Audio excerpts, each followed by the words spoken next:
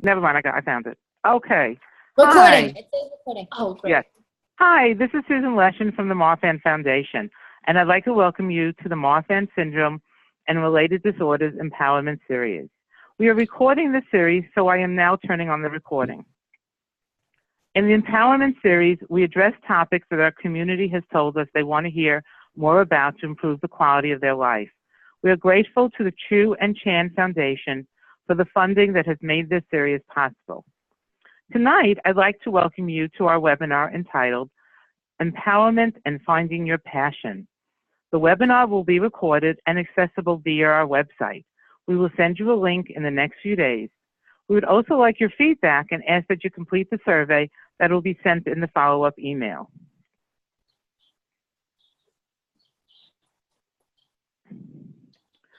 I'd like to introduce you to our two speakers tonight, Andy Erikson and Katie Lasky. We've been fortunate to have them both attend our conference last year, and they will attend again this year. Both entertain and inspire our community. Andy is a stand-up comedian and actress who was diagnosed with Marfan syndrome at age 2. She uses her platform to raise awareness about Marfan syndrome and inspires people to embrace what makes us unique. Katie is a transformational speaker with a background in improv, life coaching, and living life to the fullest. She is a powerhouse of energy, insight, and inspiration with a wealth of knowledge and compassion to share with the world. If you have any questions during the presentation, please type them in the Q&A box on the bottom of the screen. There'll be plenty of time at the end, and Andy and Katie will answer as many questions as they can. And now I'd like to hand it over to Andy and Katie. If I can get rid of this. All right. Awesome. So Okay. now are we in the big screen or the little box? Everybody. You should be, I see you in the big screen. We're in the big screen. Big screen, Oh, everybody's big saying big screen. screen! Thank you guys so much for listening, and thank you so much, Susan, for that introduction. We are so excited to be here today. So as Susan said, my name is Andy Erikson. I am a stand-up comedian. I was diagnosed with Marfan syndrome at age 2. I've had back surgery, foot surgery, eye surgery, and kind of have a lot of the signs of Marfan syndrome. And I started doing stand-up comedy when I was 20, and I was on Last Comic Standing in 2015, and that's when Eileen reached out to me after she saw me on Last Comic Standing, and I started getting involved with the Marfan community, and it has changed my life. And this is my co-producer, Katie. I am Katie, and I have a background also in performing, and I used to do theater full-time and comedy. Now I do transformational speaking and life coaching and empowerment coaching. So I'm super passionate about just giving people the lives that they're like madly, wildly in love with and creating such possibilities for all of us. Andy's community and the Marfan community welcomed me in, and we get to go and I get to be part of it and help spread awareness. And it is something that I'm also like crazy in love with, is to just educate people, learn more about it, support my best friend. And so that's what we're here to do for you today. And that's Obi. And then what I took all the squeak toys away. Okay. All right. So on this, can you go get the squeak toy, and I will introduce you guys to the main theme of our webinar today. Today we're going to be talking about techniques for managing the emotional and physical challenges related to Marfan syndrome and related conditions. And Katie has been like a life coach of mine. She's a super motivational person. She has these amazing techniques she's going to share with us. And we're also going to talk about finding your passion and your purpose in life and letting your heart be your guide. And Katie also has, okay, Katie, please give our listeners a disclaimer about our talk. So what we just want to make sure that you guys know about is that the world of transformation, anything with personal development, emotional intelligence, takes time. It's like if you go to the gym, it's like anything, it takes time. It's hard. You don't just go and then transform your body. And it's the same thing with this kind of work. So while we're giving you like little, you know, like we're giving you a toolbox with different things you can try to help. Some of them you might resist. Some of them you might really lean into. Just give them all a shot and know that they're not going to happen overnight. You're going to struggle with some of them. Some of them are going to seem, you're going to question my sanity. But like, just know that you're flexing it, and it takes time, and it's not 2 days, 2 weeks, 2 months. It is a constant effort. So it's not like you're just doing something to quick fix. We're constantly evolving and growing, and to just know that, to trust the process, and that it is so beautiful. And the more authentic you get, the better the journey. Yes. So these are some things that Katie has shared with me, and we're just going to do a little bit of kind of each technique and show you guys how to do it. So the one thing I have dealt with related to Marfan syndrome is low confidence and self-worth. Growing up, I always felt different. I was tall and lanky and awkward, and I have scars and scoliosis. And I had trouble kind of like just feeling good sometimes. And I could be very negative. And it was just like something that, even if you know you're not alone, it's like, it definitely was super helpful to meet people with Marfan syndrome. And like, I found like my family, but it was like a learning process to kind of rewire my brain to not only focus on the negatives. Cause I'm so used to getting negative attention from strangers in my head. I think like, oh, people think I'm too tall. People think I'm too lanky, but that's not the case at all. So we want to have this amazing technique that Katie we are best friends. This weird lady over here shared with me. Yeah, I'm used to telling jokes, okay? So I can tell you a joke. This technique is called cognitive reframing. So Katie, I'll let you take it from here. Just know that she's talking to me if she's talking to someone. Yeah. Okay, so what we're going to do with this, it's just a way to really get like intimate and closer to our thoughts and realizing where they come from. Our thoughts aren't reality isn't what's causing the problem for us. It's our thoughts about our reality and our experiences. So what this is, how she said, the reframe, the cognitive reframe, it's taking the patterns in our brain, like our neurolinguistics programming, and it's taking all of that and just resetting it. So we're shifting it. So we're constantly in a certain way that we're used to, and we're going to just halt, we're going to stop it, and then we're going to shift it. And this also comes into play with like the muscles, where it's not going to feel natural. And like I resisted, I love this work and I resisted it. And you just have to trust it and keep like leaning into it and leaning into it. It's where if you come up and you have a thought, if that voice in your head has like a thought and tells you something like you're not good enough, or like I always, with my diseases, I don't have Marfan's, but I have a bunch of chronic illnesses. I would think that I was broken and damaged and a burden, and I would have all these reasons why, and that was my evidence why these were true statements. And so when Andy or a client or anyone has something come up, a thought about themselves, we really look at like, is this true? Like, how true is this statement? And just identifying that, like what is actually fact and what is the story and the evidence that we build upon it. And so she'll give you an example in a minute. And then the second part is like, when we look at what's true, is that we step back and we separate and we think about like, if this wasn't the truth, the reality, like in a world, if you're not ready to like let go of your attachment to this belief, just use your imagination and think about if this wasn't true, what would be possible, and then kind of step into that way. And so Andy will take a sentence or a thought that she's experienced and lived with. She's going to change them, to redirect them, to transform them into a more empowering thought. When we declare things, when we speak them, we're putting them into existence. We're giving that new thought power, and we're taking away from the power that we have. So what we have first is a limiting belief. And then when we stop that and change it, we're allowing full potential. A limiting belief stops us dead in our tracks from anything that we're capable of. All right. So here's something that I've thought over the years throughout my life. I've thought I'm too tall and no one will ever love me, which is absolutely not true. But because she has like a perfect marriage, which I think is so funny. And I'm surrounded by family and love and friends, and it's amazing. But like, I've said that to myself. I've thought no one will ever love me. I'm not lovable. I am too tall. And I reframe that and say, I am the perfect height and I am surrounded by love.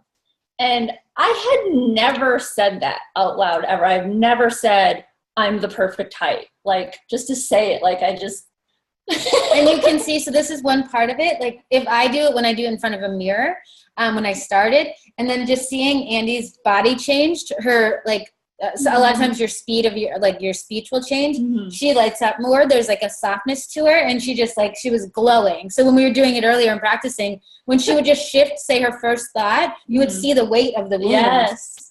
And then when she said what's possible, and that's her new belief, then that's when she lit up. And there's another like powerful part to it is when you say your new reframed belief, is that then a lot of people will make a list of like 10 reasons why that is true. Because then that actually, you have to come up with those reasons. And the more you have about why that is true, that new thought, then that's your evidence why that's actually true versus your old pattern. And okay, so we also wanted you guys to share any limiting beliefs you have had and share how you would reframe them.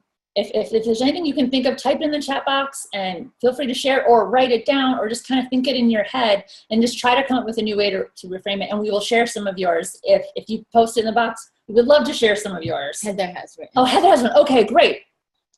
I'm excited. I can't read it. My vision. Oh, okay. So I will read what she has. And if you want to write it in the way that, this is fine, Heather, because we didn't say it, but write it in a way where it's like a I am sentence or whatever, and then write it in a really empowered way of being for your second sentence. So she has being tall is the ideal.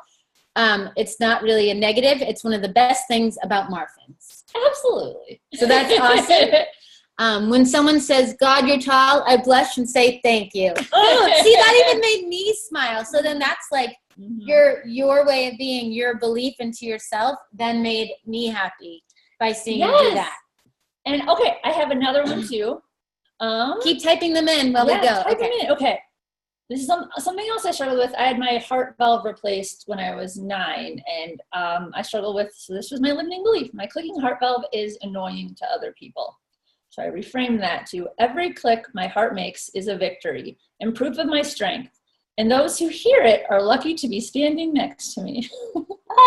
And she's smiling. Yeah, it just feels so good to be like positive towards yourself. Like, it's like you hear about like positive affirmations, but until you try it, it's like, oh, this is like a fun way. And it's not always easy. There's definitely some that you have a stronger grip and a hold and attachment to. And it's just about discovering. So sit and try different things. See what will make your body, your physiology shift, and see what will happen in you. And when you have that shift, you know you hit gold. Yeah. Yeah. If you have like a reaction to it, and it's powerful. Okay. Did you want to read some? So your mother says, I love that. I love that. And Chrissy says, I don't have the energy to enjoy all the same activities my friends do. I love being with my friends, even if I'm sitting in the rain and not dancing with them. My heart is still dancing. See, this is how, so that we were going to mention it later, but this is the ripple effect. Like part of what Andy and I stand for and how we live and how we show up every day to the world is stepping into like our behavior being part of a ripple effect to encourage other people to then be in action and be positive. That is encouraging to me. I suffer from chronic back pain, and there are days when I find myself just going and sitting and watching, and I'm so glad when I do that. But it's hard. It's hard to like to find and like into like coping with pain. What's really powerful too, so you just did the ripple effect, so you guys are amazing.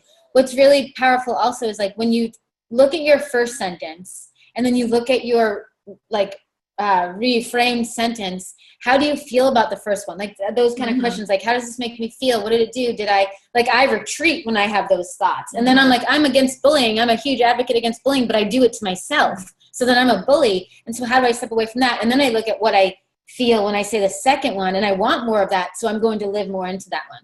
Okay, there's a few more shares. Okay. Rachel says, I can't be as active as I used to be, but it gives me the chance to try new things. Oh, you guys are on fire. I love this. And then your mom wrote, I'm so overweight, nothing looks good on me. Now you need to reframe it. You're beautiful, sexy, adorable. Everyone loves you. I called my mom sexy. But like she is. I love you, Mom. So yeah, it's like taking that sentence. It's easier to come up with the negative ones, but you want it to be easy to come up with the positive ones. Because like, and it takes practice. And it takes practice like to come up with them and then to do them. And then when I have people, when I work with people and they have the second sentence and I make them write down 10 things about why that second sentence is true. If they struggle, I say, okay, now do 20. So like I actually push them further if they can't, because that's where the growth is. Yeah. Oh, Ruth says your mom is beautiful. I know.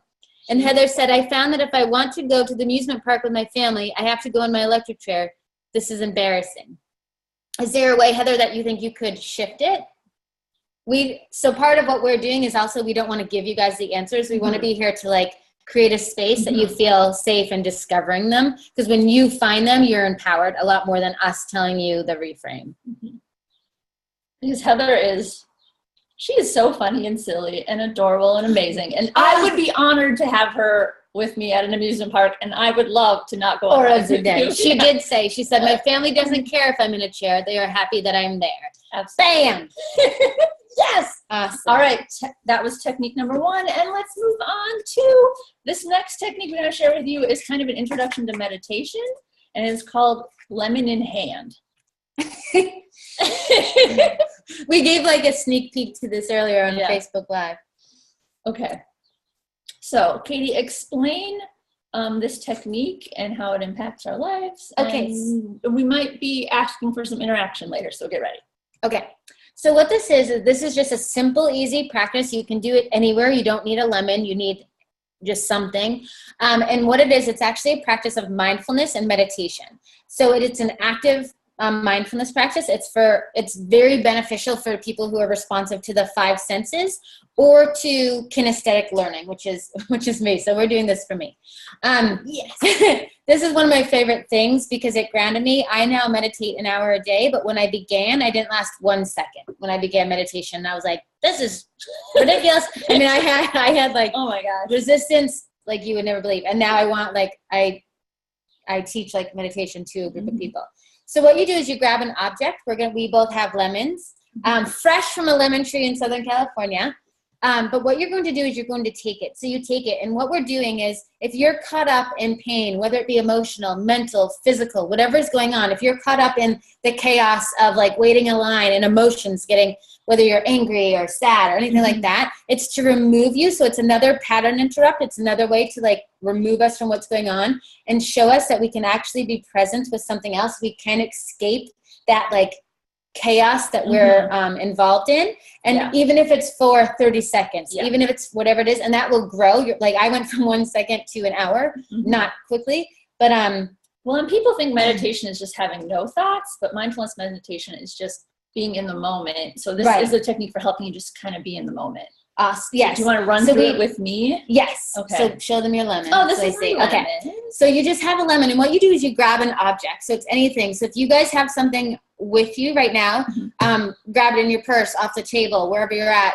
Like a pen. A pen. Don't grab your laptop if you're watching. We want you, we want you to be there. But what you're going to do is you're just going to start feeling it. So using your sense of touch. So just touch it. What does it feel like? Is it hot? Is it cold? Is it sticky? Is it smooth? Is it bumpy? And really you just zone into that. Like this is all that matters is this object. And really look at it. And what are you like feeling on it? Then smell. Andy goes to nose right away. She's a very it smells so good. Like it does. We should make lemonade. I think smelling things that smell good are probably a good distraction too. It is. So any of these are, and what's going to speak to you, like I can't tell you how this exercise would look for you because it's what speaks to you as an individual. But then smell it. Does it remind you of anything? And this is where I actually go because I'm a huge sense memory person. When I have the smells of something, and Andy did it earlier, and we'll do it with the lemon, where does the smell take you? What does it remind you of? Does it remind you of certain people that you love? Does it remind you of an experience? If you taste it, if you want to take a bite of the lemon, go for it. If you have something that you can taste it. What are the sensations in your mouth? What are the different things? And it's just experiencing your body, and especially for people like us that live with bodies that aren't like in pleasurable experiences all the time. It allows you to feel your body in a new way where you're celebrating the things that it can do. The sound, like shake it, like hit it. Does it have a certain sound? Does it like, does it drop a certain way? Does it look a certain way? Just the sight of it. Like mine has all these little dimples, and it reminds me of the dimples of like, that when I was younger, I was afraid to have like, the little like things in when people get old, like where their face, but now it's like, I would kill to live to that age. Like I know how precious life is. And just thinking about that shift from when I was a kid to now, and that awareness of the preciousness of life. Like this is all coming from looking at a lemon, and I've forgotten everything else that's going on around me. And so it's just that kind of act. So if you guys want to type into the box, like, did you find an object? Are there different questions that came up that maybe inspired you to think about something, to feel an emotion, to go to a certain place? So type that into the box now. Do you want to? Yeah. And, did we want to do it? Do you want to do that? do it where we run it through. Does everyone have an item in their hand right now? Can you let us know yes or no if you do? Another lemon! Oh, another lemon! It's like a lemon party. Okay, so then we can just do it just for like 30 seconds. So everyone will just kind of focus and Katie will guide. Okay, good. So, okay. Yes. Okay. So just pick up an object. And when you're just looking, I just want you to look at the object. I want you to see whatever sense is drawn to it. I want you to honor who you are from your heart, because this is all about honoring you and not doing something right or wrong or good or bad. It's just your experience. Heather, you don't need a lemon. You can have anything. Let's switch to a pen. And just look at it, touch it, smell it. Does anything in the touch, does anything in the experience, does looking at the pen remind you of anything? Like for Andy, does it remind you of a situation, a moment, a memory? What would it remind you? It reminds me of the one time my mom sent me an eraser in the mail, and she said, here, for all the stuff you're writing, here's an eraser. And I was like, an eraser? She's like, yeah, you need practice. I don't know why that came to mind. But it's a good memory and you're laughing. So still, it's taken her so far out, and our meditation isn't laying still. It's not sitting where your back is aching and you're doing a meditation that's actually hurting your body when you think that's what it's supposed to look like. Meditation is just grounding. It's centering. And that's, oh wait, I have an orange. And so just getting there. So anytime during your day, if you are struggling with whatever it is, if like when I'm in line and I'm like, I should have picked line 4, they're going faster. And I like get caught up in that. I'll just reach in my bag and hold something. And then I'm like, and then I try to guess the numbers on the credit card. And I get so far away. I probably shouldn't know them, but I get so far away from what was going on. And then I'm back and I'm grounded and I'm centered. And then my calmness and stillness then inspires someone else. And it's that ripple effect again. Yeah. And I know like in the waiting room or at the doctor's office, my mom we're pretty good at finding items to hold in the doctor's offices. But that's a good time too, when you're in there kind of waiting, maybe having some anxiety, just maybe grab like a rubber glove or a stethoscope, put it in your purse. All right, so that was part 1. Part 2, we focus more on passions and finding our purpose. So for the next section, we just kind of want to talk about how I had a passion of stand-up comedy, and that evolved into finding my purpose. So I started doing comedy when I was 20, and comedy became like a source of so much joy in my life. I made my friends. My mom drove me to all my shows. It was something that I poured everything into, and it was amazing, and it was so much fun. But what happened one day is after I was on Last Comic Standing, when Eileen reached out and she mentioned that there were young kids who were excited to have a role model in their life to look up to me, I broke out in tears, and I called my mom. I was like, Mom, I'm a role model. And it was just so exciting that I never felt that way before, that something I loved doing could actually be something that was like my purpose, something where I just felt that I was making a difference in the world. And it kind of it came out of nowhere, because honestly, stand-up was just something kind of selfish. I love making people laugh and making friends. But now it's turned into like this. It's turned into doing this webinar, and to working with Katie, and to changing people's lives. And my life has just felt more full, and just, it's been so exciting. And I'm so glad I'm part of the Marfan Foundation and everything, that like going to the conferences and everything like that. So my passion turned into my purpose. Katie Twerp, what are you passionate about, and what's your story? So for me, I had decided when I was a young kid what my passion and my purpose was, and I was meant to be an actress, and I went to, I performed all my life. I acted everything out when people were talking to me. I went to school for theater. I moved to New York City. I was touring the country. I was doing all this stuff, everything that I thought was why I was here. And I got really sick with a bunch of my stuff. I had to come home and have some my colon removed, and I was going through some stuff, and I got dropped, so I couldn't tour with anyone. I couldn't be signed by anyone. No one wanted me, and I'm a medical liability, so I could no longer be on the road. And I thought the world had ended. Everything I had identified as, like, I wasn't Katie, and these are good things about me. I was like a performer. And so without the ability to perform, I had nothing, and that's what I thought, and I was so lost. And that's what actually shifted me onto this journey of personal development, was that I didn't know what to do, because I was like, I'm a performer, that's all I can do, and now it's not fair. And I spiraled out of control because I compared myself, which is never good, to that other people had what they wanted, and I can't perform, and I can't do this, and my life's over, and blah, blah, and all this stuff. And then I got to step back and actually look at like the situation and say, what do I love about performing? So what do I love about doing comedy and theater? I loved being in front of an audience. I loved a shared experience with community. I loved sharing an emotional journey. Like, I really love emotions. And I loved telling a story.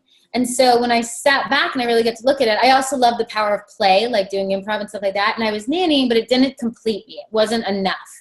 And so I had that element. I had that part of what I desired filled, but I didn't have the other areas. And I didn't know sitting at a desk was not going to do it. And I also needed to be making a change. Like when I saw people come into a theater show and I saw them leave, they were transformed. They would talk about the characters or the journey, and I needed to be part of a transformation for the world. And that's when I found out about if I chose not to just live with this mask on and present myself a certain way, and I chose to be authentic and transparent and vulnerable, which not everyone's on board with all the time, but it's how I choose to live my life. If I did that, I set myself free. I had no expectation. I just am truth. I just am what I am. And I stepped into the world. I started taking classes. I got a coach. I was like learning different things. And I was so moved by the work that I just dove like all in. Yes. And so now I do transformational speaking. I'm not a motivational speaker, an inspirational that just gets you excited and then you leave and you have no tools. I'm someone who shows where I'm at all the time and what it's happening and what it looks like. And I have the tools, but I hit highs and lows. I go from lightness to darkness. I do all that. And I coach and I do all that. So I was able to find everything I loved about performing in a new way that actually serves me better and serves the world and is something I'm more proud of. Mm-hmm. So we want to know, because as you've seen, like you might start doing something and then that's how you find your purpose. And people have many purposes as well. So yes, it's like, they can change. I mean, something serves you for a certain point, and then, not everything's supposed to be for forever. Mm-hmm. So what I found was like, I started doing stand-up comedy. I had no idea where that would lead, and I've started like dancing and you kind of find like this passion and movement. And that's kind of what helped me like exercising again, was kind of following my passion. So we kind of want to know what you guys are passionate about. And if you guys can share in the chat box, like just things that and give other people ideas for different things that they might be passionate about or be interested in, not totally aware that that's something that they're interested in. We want to try to encourage you guys to try something new if there's something that you've always like really wanted to do, but haven't tried because of your limiting beliefs or. Yeah. And so if you type them in and share them too, when we read them out loud, how you were saying, other people might be like, oh, I didn't even think of that. Like, yeah, and so that's what's really cool about you guys sharing, is that then you're part of the ribble effect just of this webinar. So you're not here just like, we're not talking down at you. We're sharing this experience with you. And I've talked about this before too, but with Katie, but like, I never would have tried stand-up comedy had I not told someone I was interested in it. Like I just would be in my room writing jokes to myself. And so that's kind of the process. So if you have anything you guys are passionate about, we can share some examples like reading, writing, singing, dancing. Andy said earlier, Pokemon hunting. And don't judge yourself. Like just say what it is. Like I love swinging on swings. And that's all. Oh, yeah. It doesn't have to be something, but it can be something huge. Like I'm also passionate about giving people a voice for people who have forgotten that theirs matters. Like that's something I'm really passionate about. Yeah, I'm passionate. Reading. Ruth loves reading. I love reading too. I'm reading like 3 books a month. Lisa loves knitting. Again! Yay! Oh my god! Christy loves seeing live music. It lights up her soul. I love live music. I always forget how much I love live music. And then when I go, I'm like, I need this in my life all the time. I'm passionate about the stars. Heather says she's passionate about flower gardening. Heather, I'm going to have to message you because I have a garden I started and I've never kept anything alive. And now it's overgrown. Like it's so alive that I don't know how to tame it. My mom wrote, I don't know, Mom, I'm passionate. Mom, write again. Passionate about. Okay, so Heather wrote, she has spectacular flowers. My mom's still trying to write. Just one letter at a time. Not passionate about technology. My mom is not. She is such a passionate person for loving and for humans. I don't know what she's trying to write. Rachel says, I wanted to be a paramedic before my back deteriorated and I was diagnosed with Marfan. Since then, I've done a degree in medical research and plan on doing a PhD on Marfan syndrome. I'm still passionate about traveling. That's incredible. And that's what people forget. Like we were talking about this earlier, that so many people want to fix us or tell us those quotes like, you don't get more than you can handle or all those things. And if they serve you, that's amazing. They don't serve me. My mom's sentence. But what is like so amazing is to take our things that other people see as like a disability or a disadvantage or a disease and actually have like, that's why we're connected. I reached out to her. She was a comic that I followed and I loved. And then I knew more stuff about her. And then we reached out and that's how we bonded. Like we bonded by sitting out at a party because we both were tired and we had to take care of our bodies. And it was like, why aren't you up doing dancing? And so like we bonded through that. And all of my mess has been my message. All of like the mess that I've been in and out of life through traumas has been a masterpiece of an example for someone else. My mom is passionate about learning more about and then I love your mom. Well, what's the last word? Well, I can share. I know for stand-up comedy, I started telling jokes just about observations, and I found so much more like depth and interest when I talk about things I'm vulnerable about. So I've been trying to explore just like, you know, with my dad passing and like the pains of surgery and things like that.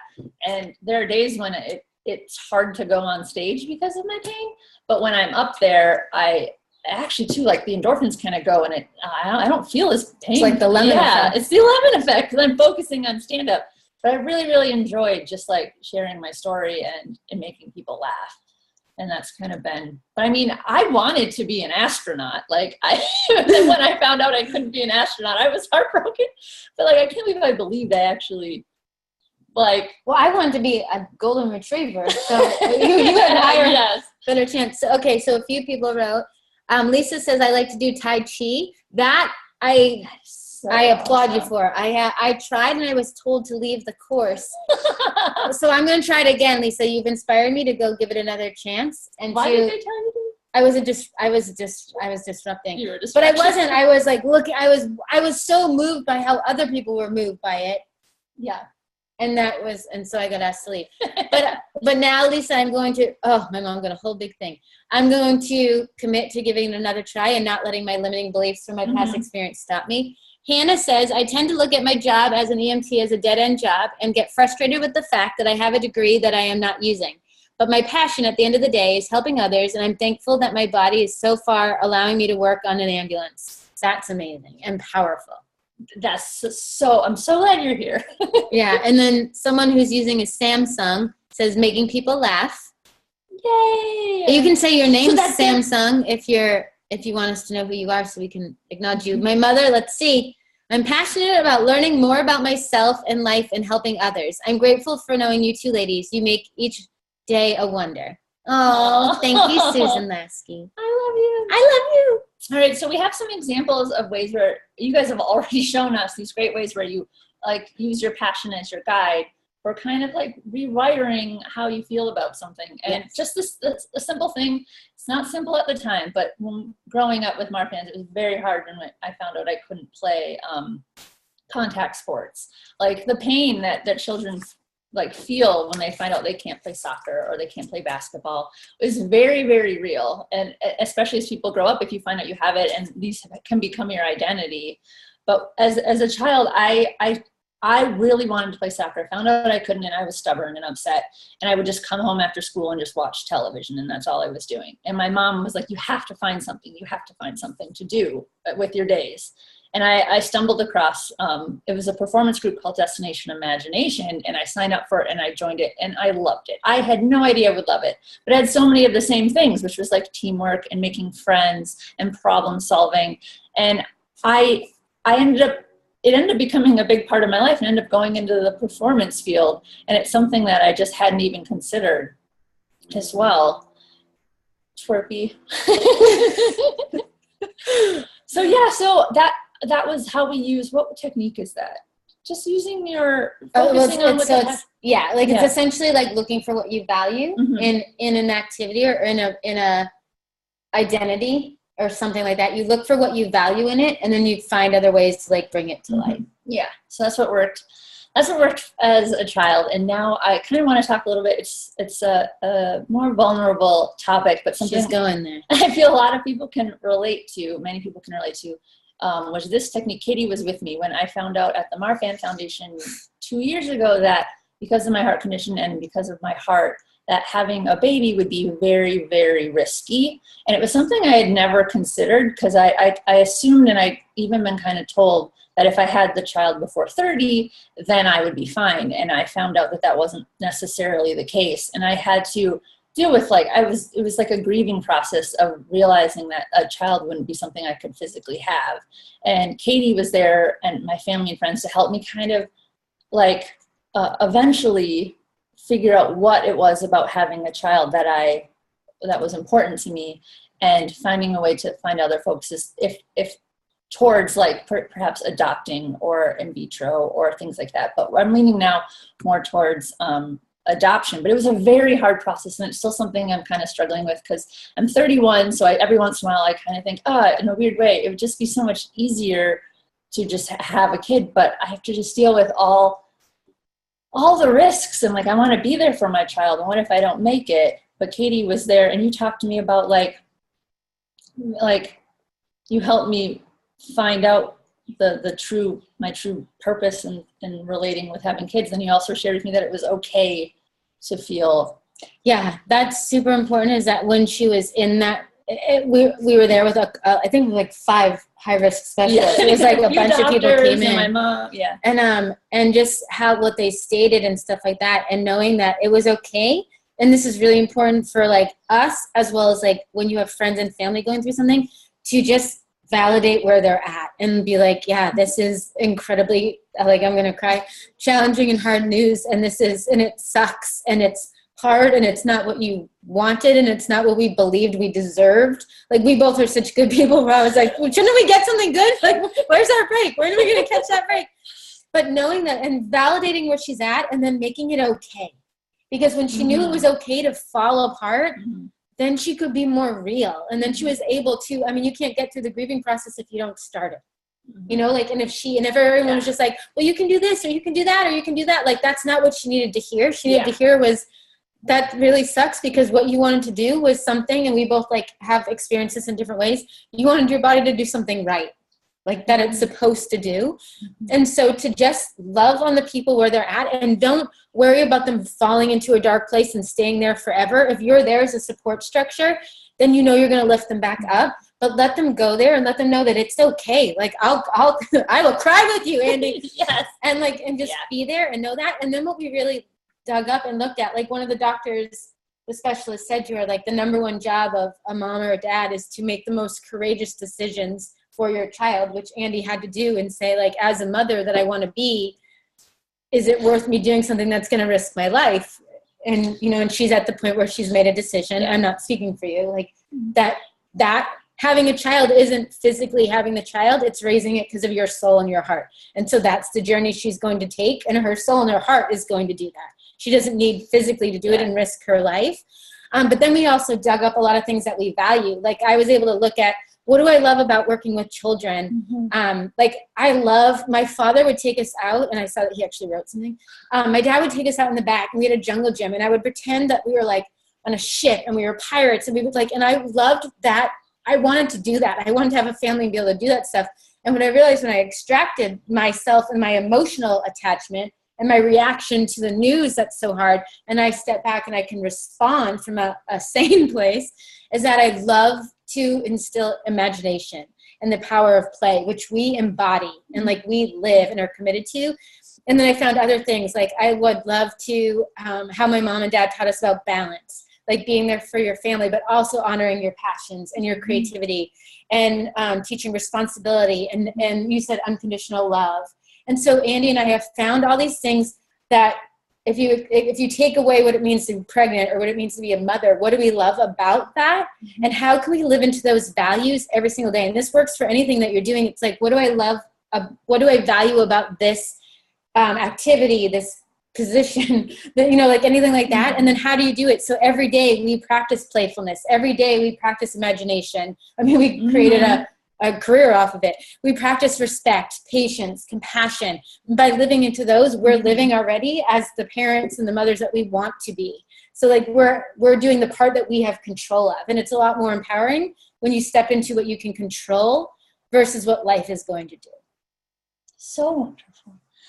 Yeah, it was definitely great to have Katie with, and my mom was there as well. And it's something that like is also super personal. So we know some people may choose to do however they want. And I've learned so much about like letting people follow their hearts and not judging people for whatever decision. And I know that I had all these judgments that I thought like my mom, I thought that my mom, like, I was just nervous. I was like, my mom, if she wanted like a real, like in my head, I was like, it wouldn't be real. And we had to work backwards and be like, oh no, like my mom was like, oh my gosh, are you kidding me? Adopt a baby, find a baby, your cats, whatever you want. Like, it's going to be part of the family. So it was just good to get that out there. And then, and just to face it and realize that like, love is love. And that's all I want to do. Like, I realize I'm passionate. I just want to love something. And and my husband as well. We want to love something and raise it. You can't see what people are writing up. I know, I can't read anything. But, and I want to raise enough people so that I can start my own Pokemon team and we can all dress up as the 3 original. Her whole vision is about a Halloween costume. Yeah, so for our Halloween costumes. And that's really what it's about. I want to read a few of these. Yeah, let's read. Do you want to wrap this? I will wrap.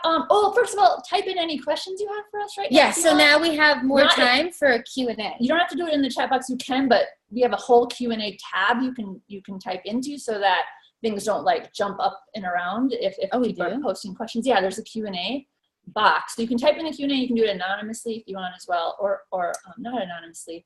But we want to thank you. Like, this was we love you, and thank you for just allowing us the space to share our knowledge and for us to be able to, from what we've gone through, give it to someone else, because that's the gift in what we've gone through. And we have covered so many things and kind of jumped all over the place, but we wanted to kind of give you a little bit of each technique so that you can rewatch this if you want to revisit some of these, do more research. You're always welcome to reach out to us online. Oh yeah. On Facebook. Like, I was like, I can reach here's Andy's number. No, absolutely. Yeah, reach out to us online on Facebook and reach out to the Marfan Foundation as well. They have so many amazing resources. And I'm in the Marfan Foundation group for people with Marfans and their family, people affected by it. And it's been awesome. And I've been adopted by the Marfan family. We'll both be at the conference this year. And adoption's pretty cool. I know. So just to catch you up, Andy, because you haven't been able to read them. I haven't read anything. Your mother earlier wrote, you two are amazing and inspiring. Josh Lowry? I know, Josh, I know you, but I wanted to make sure I said it right. He wrote he is passionate about volunteering with individuals with disabilities. Unicorn power. Yes. Lisa wrote, watching comedy or very old movies takes her mind off the pain. My father said he's passionate about finding another adventure each day, whether it's a new hiking trail, hummingbird, building projects, or new friends. Each day should be an adventure to be cherished. Jackie says, feel the same way, Andy. I adopted a beautiful baby 24 years ago, and that was the best thing I ever did. Oh, Jackie. And then your mother says, you both are going to be fabulous mothers. Just don't steal a baby. That's like the one rule. All right, Susan. Hi, and this is Susan back, and we have a question. Can you guys see the question? Okay, let me pull up the Q&A. Yeah. Lisa asked, are you going to do any more meditation next time? At the conference? Well, I think maybe we'll do more of maybe a webinar on meditation. Yeah, they should. Is there a meditation one? Yeah, I'm not sure if there is. We are totally willing to do anything that you, Susan, that you think we would be a good fit for. I am certified in that. So if you want me to create one, if there's something that people have interest in, and there'd be a bunch of participants, then I'm willing to do that. And Andy and I could do that together. Okay, great. Oh wait, we have another question. Oh yeah, keep the questions coming. Lisa said she won't be at the conference. Lisa said she won't be at the conference, but we will try and do a webinar just on meditation. That's an excellent idea, Lisa. That's awesome. Thank you. Come on, questions. Well, Trip, did you... Okay, Lisa said good. Okay. Okay, did you have any advice for anyone? I mean... Also, so Lisa, just until we do create something like that and until that happens, if you're waiting and you're interested and to keep that alive right now, that excitement about meditation, if you go onto YouTube, it's like a rabbit hole. Oh, yeah. But just type in guided meditation. So if you're someone who is more, that's how I began. And so there are words, and I lay down because it hurts my body not to be in that position. So I just lay down. And they're guided meditations. You can pick which time. And I do like guided for self-love or guided for grieving or whatever I'm dealing with at the time, guided for this. And then someone walks you through it. And if you're not reacting well to their voice, turn it off and find a new one. It's YouTube. There's so many. But that's how I began, because I was in 2 meditation groups where we had to sit quiet. And the whole time I was like, is everyone really quiet in their head? And so for me, I found a way to actually like tap into and love the work was through that. So I would look up guided meditation, and then if you want to do and then type whatever word you're looking for, that is a huge thing and can keep you in the space and in the excitement about the work until something else. You're also welcome to reach out to me, Katie Lasky, on Facebook. Yes. And then Christy wants to know, are you guys doing an empowerment series at the conference? And I'm going to answer that because these guys have totally hidden from me how fabulous they are. So they're not doing one at this conference. Told you. I know, but I haven't. So they're not doing one at this conference. They will be doing a comedy on Saturday night, which is basically like an empowerment when they do it. But I can guarantee you that for next year, which will be in Houston, they will be workshops that will be run by Katie and Andy. Okay? So, yeah, they just got that. So Anonymous said, how do you handle moments when you are upset about your current health situation, but people around you expect to have a smile on your face? How do you allow yourself to grieve? That's a great question. What was the last word? Grieve or breathe? How do you grieve? Grieve. Oh, well, I know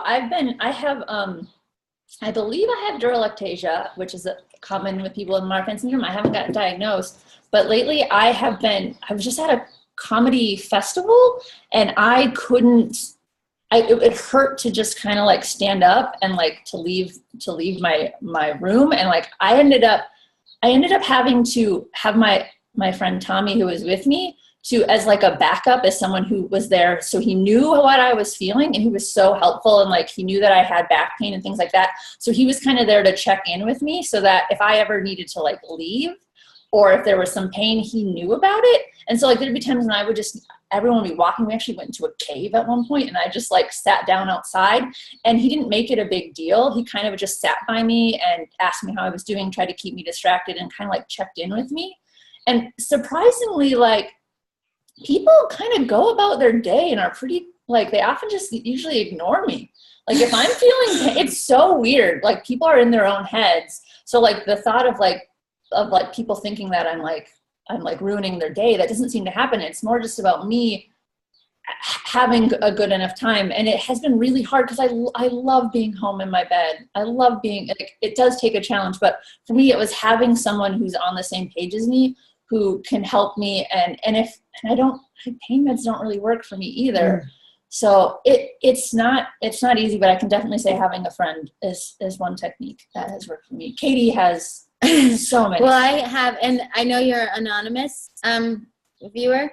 So if you want to personally just reach out to me on Facebook, because I have a few different things, and I know our time is limited. But what I want to just say is it is a very different, I would have a very different response to you versus family, friends, and public. Okay. I think they are very different situations, and how I would handle them would be very different. To handle situations around my health situation with like people that I'm close to, I just had to take a stand and know what is, when am I in integrity with myself? Because that matters most. Because if I'm not taking care of me and filling into me what I need, I will crumble. My diseases will get worse. My symptoms get worse. And then I fall apart. And then my depression and my anxiety gets worse. So I can't let an outside influence actually destroy. The cost is too great. The cost of living a certain way for me becomes life and death at a certain point. So that's not worth it to me.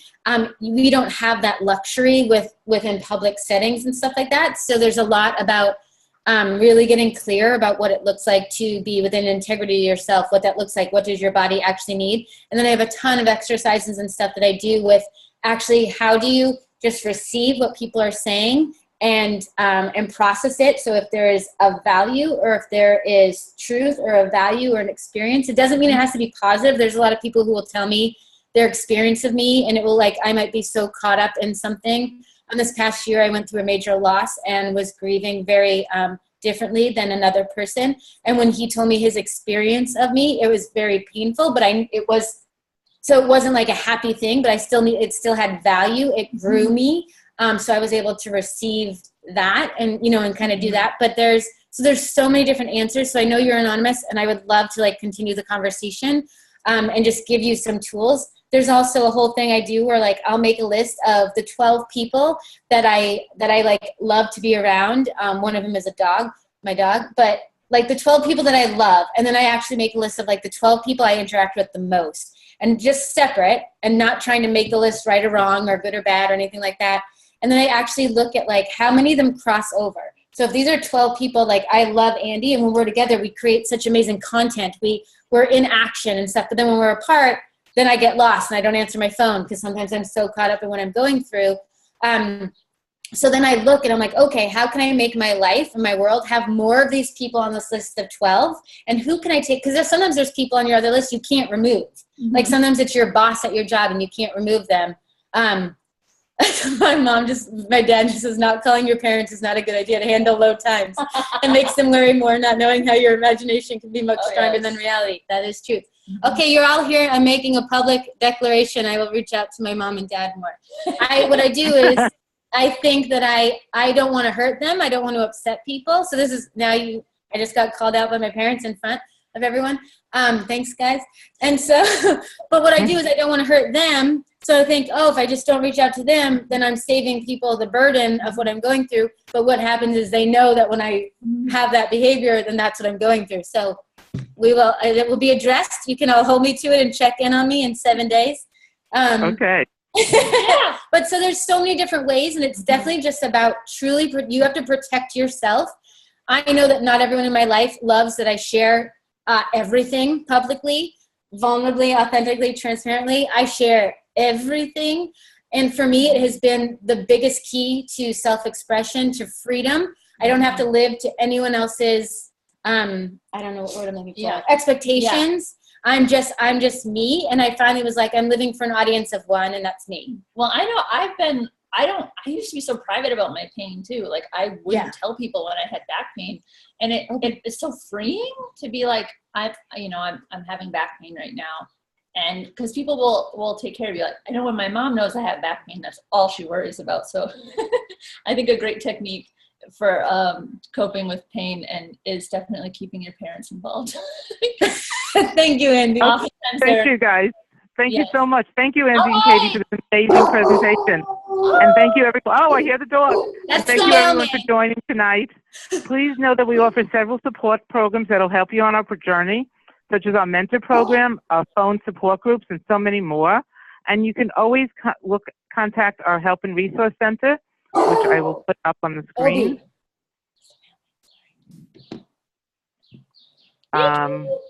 Is there more? Okay. OB.